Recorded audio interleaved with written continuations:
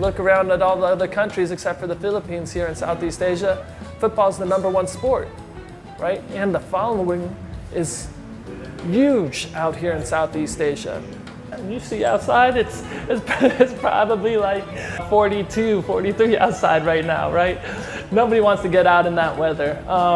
So that's why people in the Philippines love basketball, right? They love basketball, they love volleyball, they love MMA, right? So those are actually the first 3 sports here in the country. Football is the #4 sport here in the Philippines. It's basketball #1, volleyball #2, boxing and MMA #3, and then football is #4. I see a huge opportunity for football to be able to grow in the country, you know. With my programs and how I told you I set up in 14 different cities across the country, I really believe that when it comes down to numbers, football could be the #2 sport here in the country. If we take out Manila and put the focus on all of the other cities, you'd be able to say that football was alive and that it wasn't targeted to the upper class, right? That's the stereotype over here in Manila. A lot of people think that football, you need to be wealthy to play, but this is not true. And we all know this around the world, that it's probably the less fortunate who are more committed to playing football. And that's really what I'm trying to show here, is that if we take football and show the football in the other provinces and how well they do over there and how many people they have playing, then we'd be able to make football one of the top sports here. There just hasn't been the group to be able to bring everybody together properly, you know? And that's where I'm trying to do.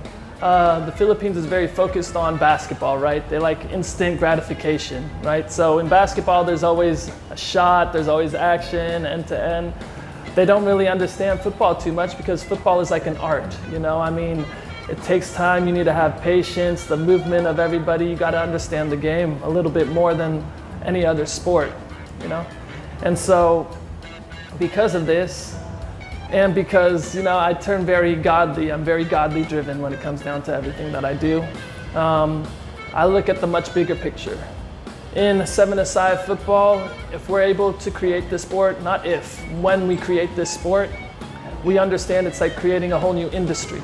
Everything that happens in 11's football needs to be recreated in 7's football. So the jobs from coaches, players, physios, kitmen, social media people, everything that goes into 11's football now needs to be recreated in 7's football.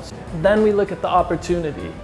Someone like myself who's too old to play 11's football at that high level, you know, it gives me a chance to be able to chase the dream again, right? So on a smaller field, I don't need to cover so much space. I just need to use my head a little bit better. And, you know, at least you keep the skill, you're able to last a lot longer. But also we look for people, we say we're not here to compete with 11's football, we're here to complement it. And so for all of the players that don't make it at 11's football, we say here's another avenue and another platform for you guys to try and make it in. And now we look at the youth, right? The youth, not much more to say than we give them another place to dream about being professionals, to dream about playing a sport and chasing that dream. So we like to use the word joy, right? Jobs, opportunity, and youth. And that's what keeps us going and driven for all of this. We're really trying to put on this whole Asia movement to be able to make 7's football an official sport.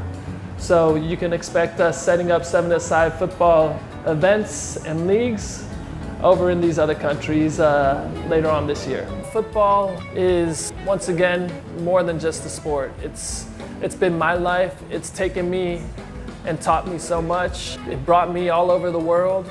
It got me through school, and you know, and this is my time to be able to give back for what football has done to me. Now I get to take what I've been blessed with and impact as many people as I can with it. And that's what my goal, and that's what keeps me driven.